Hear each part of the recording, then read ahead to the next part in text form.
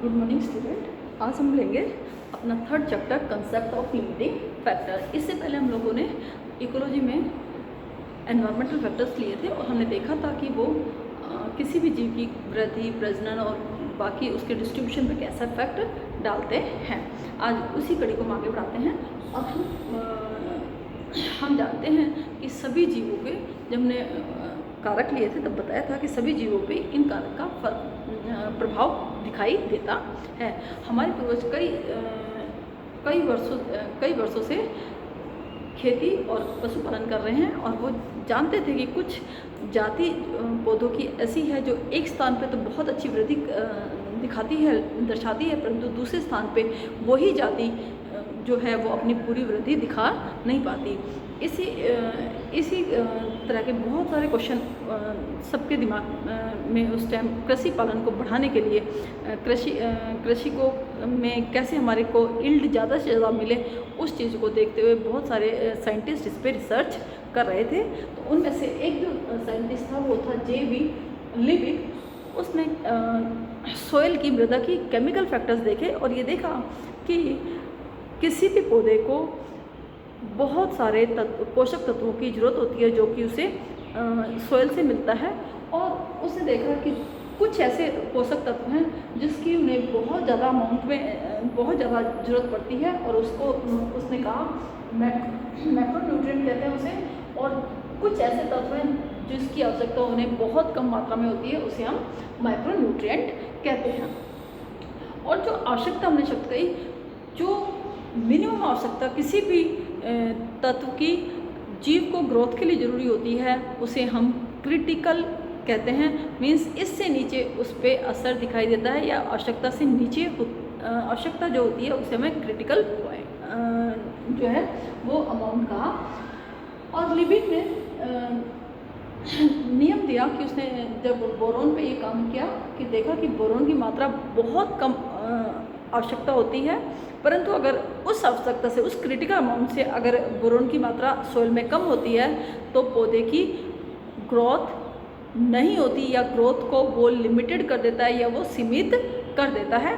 और इसने एक खाली बोरोन पे ही नहीं, बहुत सारे तत्वों की उसने देखा और एक नियम प्रतिपादित किया जिसे आज हम लिविक का लॉ ऑफ मिनिमम कहते हैं। उनके अनुसार किसी भी पौधे या जीव की जो वृद्धि है वो सीमित हो जाती है उस कारक से जो कि उसे कम अमाउंट में चाहिए होता है, उसे कम मात्रा में प्रेजेंट होता है।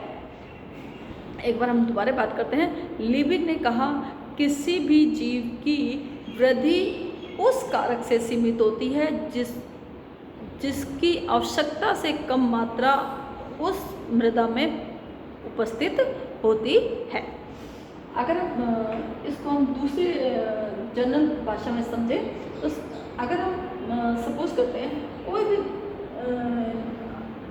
अगर हमें मकान बनाना है तो हमें उसके लिए ईंट भी चाहिए, उसके लिए हमें पत्थर भी चाहिए और हमें चूना भी चाहिए, सीमेंट भी चाहिए, बहुत सारी चीज़ें। लेकिन अगर हम सीमेंट सिर्फ हमारे पास एक कट्टा ही है और ये चाहे पत्थर ईंट कितने भी हो, हम उससे बहुत बड़ा मकान नहीं बना सकते। उतना ही बना सकते हैं जितना कि एक सीमेंट से बन सकता है। तो यहाँ सीमेंट जो है वो सीमा कारक कहलाएगा। अगर हम दूसरा एग्जाम्पल लें तो उसको लिविक बैरल भी कहते हैं। उसके अनुसार लिविक ने बताया कि अगर एक हमारे पास कोई भी बैरल या ड्रम है जिसमें छेद कर रखे हैं तो हम डिफरेंट लेवल पे छेद करते हैं, तो नेचुरली जो पहला छेद है तो पानी तो इसके ऊपर जाएगा ही नहीं। तो ये जो है इस बैरल में, इस टैंक के अंदर इसको क्या करेगा, इसको रोकेगा कहाँ से, ऊपर तक भरने के लिए। तो ये जो अमाउंट है ये मिनिमम है। तो उसने कहा कि जो सबसे कम आवश्यकता से कम जिसकी मात्रा होती है वो ही उसका सीमा कारक हो जाता है या लिमिटिंग फैक्टर हो जाता है। इसी को अगर हम अपनी उसमें देखें तो जो हमारे पास एसेंशियल प्रोटीन है, अगर उसमें से एक भी हम कम लेते हैं, बाहर से हम कम लेते हैं, तो वही लिमिटिंग फैक्टर हो जाएगा हमारे प्रोटीन के लिए। तो बहुत क्लियर है, लीबिग के नियम के अनुसार वो ही लिमिटिंग फैक्टर कहलाएगा माइक्रोन्यूट्रिएंट जो कि आवश्यकता से कम मात्रा में उपस्थित होगा। इसी चीज़ को आगे बढ़ाते हुए ब्लैकमैन ने, जो साइंटिस्ट ब्लैकमैन थे, एक प्लांट फिजियोलॉजिस्ट थे, उन्होंने फोटोसिंथेसिस पे बहुत सारा काम किया और उसको इन्होंने फोटोसिंथेसिस के संदर्भ में समझाना चाहा। हम जानते हैं कि फोटोसिंथेसिस क्या होता है। फोटोसिंथेसिस की अगर हम रिएक्शन देखते हैं तो फोटोसिंथेसिस की रिएक्शन होती है CO2 plus H2O gives C6H12O6 plus O2, और यहाँ लिखते हैं हम in the presence of sunlight. कौन बनाता है? क्लोरोफिल।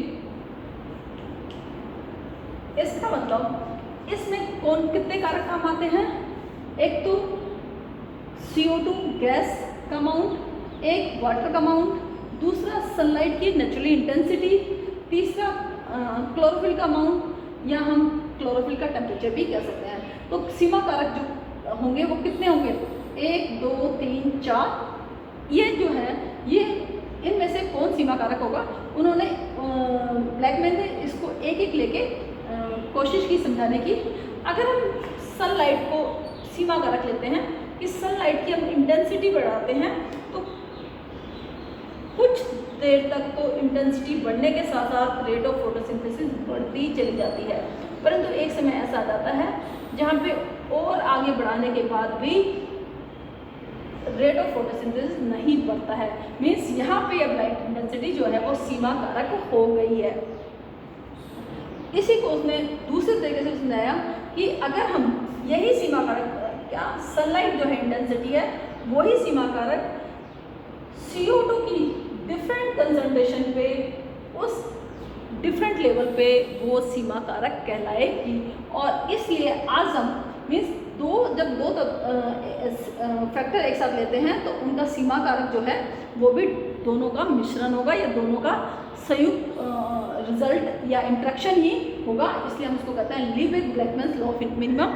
लीबिग ने टोटली जो लिया था वो केमिकल फैक्टर लिए थे सॉइल के, तो लीबिग का जो नियम है वो केमिकल फैक्टर पे बहुत ज़्यादा सूट करता है, जबकि ब्लैकमैन ने इसके अंदर एनवायरमेंटल फैक्टर भी लिया, जैसे इसके सनलाइट, और इसलिए सनलाइट पे इसको दर्शाया। तो अब जो लीबिग ब्लैकमैन लॉ ऑफ मिनिमम बना, रूल तो वही है परंतु इसके अंदर वातावरण कारक भी एक्स्ट्रा ऐड कर दिए।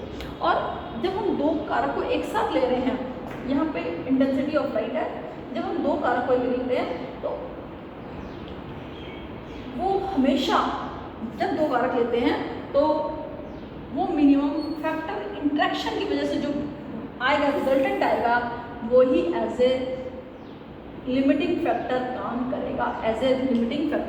काम करेगा, जैसे एक एग्जांपल है, मोलस्का जो है वो कैल्शियम कार्बोनेट से अपना कवच बनाता है, परंतु अगर किसी वातावरण में कैल्शियम की कमी हो और स्ट्रोंशियम की मात्रा अधिक हो तो वो कैल्शियम की जगह स्ट्रोंशियम से अपना कवच का निर्माण कर लेता है। तो अब यहाँ कैल्शियम जो है वो लिमिटिंग फैक्टर नहीं होगा। दूसरा एग्जांपल हम लेते हैं कि सनलाइट में किसी एक जाति के पौधे बहुत ज़्यादा जिंक की मात्रा यूज़ करते हैं, परंतु यदि वही पौधे छायादार भाग में लगाया जाए या पेड़ के नीचे लगाया जाए तो उनमें जिंक की जो अमाउंट है वो कम हो जाती है, उसकी नीड कम हो जाती है। तो अब वो जिंक जो है वो लिमिटिंग फैक्टर नहीं रहता, जबकि पहले वो लिमिटिंग फैक्टर था। तो ये जो है वो दो जो हैं वो फैक्टर आपस में इंटरेक्ट करके भी लॉ ऑफ मिनिमम में बदलाव ला देते हैं। Thank you.